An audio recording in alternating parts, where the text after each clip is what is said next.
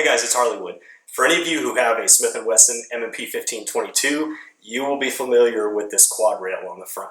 Not my favorite, but there haven't been too many options. Tacticool 22 is a company that's been on my radar for quite a while. I finally decided to go ahead and purchase the conversion kit so I could get rid of this plastic quad rail and put something that fits typically on a standard AR platform. Because of YouTube, I can't go through all of the installation instructions. I'm going to show you a very high level. You are watching the very first video on the new Harleywood 2A channel. This is my firearms dedicated channel. Go subscribe to my other channel, Harleywood 23. I'll put a link in the description below. I'll do all kinds of other gear, knife, fun stuff on that channel as well. So through the magic of video editing, we're going to convert this into this.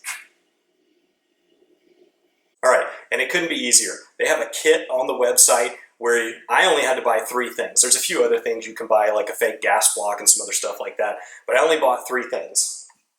I bought this removal tool to get your barrel nut off, the new barrel nut adapter that allows you to mount any AR-15 pattern handguard to it, and you could probably do without these. These are vice grip jaws that allow you to clamp the barrel into a vise. You don't want to clamp your receiver into the vise because this is plastic. So at a very high level, let me kind of show you how this works. Let me remove my super Tacticool barrel shroud there. Don't hate. All right, and then down inside here, you slide this tool in, these little teeth, focus, interface with the barrel nut down there. You simply put a 15/16 wrench on there, very easily loosen it, and screw it back out and take your handguard off. So there is that stock barrel nut. You can see what it interfaces with there. And I've already removed them, but there are tabs, indexing tabs here on the top and here on the bottom. They index into those respective grooves there and there. There are 2 options for that that barrel nut. One of them, you don't have to remove those, and one of them you do. The difference is it allows you to get your handguard closer to your upper receiver. So I went with the option that allows me to get it closer. All right, there is that new one installed. And then this is for an SLR handguard. Can't show this on YouTube. There it is with that SLR barrel nut. And then install your handguard as you normally would.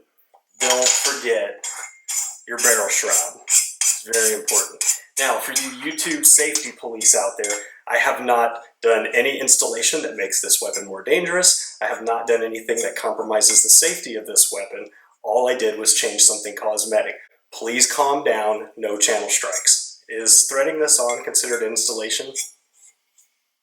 And lastly, mounted that Warrior X up with the pressure pad.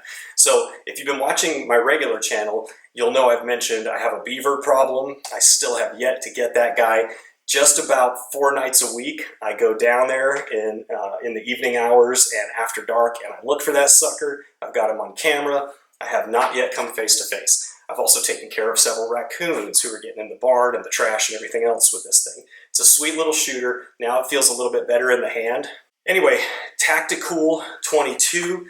Thanks for watching, guys. Please make sure you subscribe to the Harleywood 23 channel. Link in the description below. If you like this video, hit that subscribe button on this channel. Lots more videos to come, and we'll see you in the next one.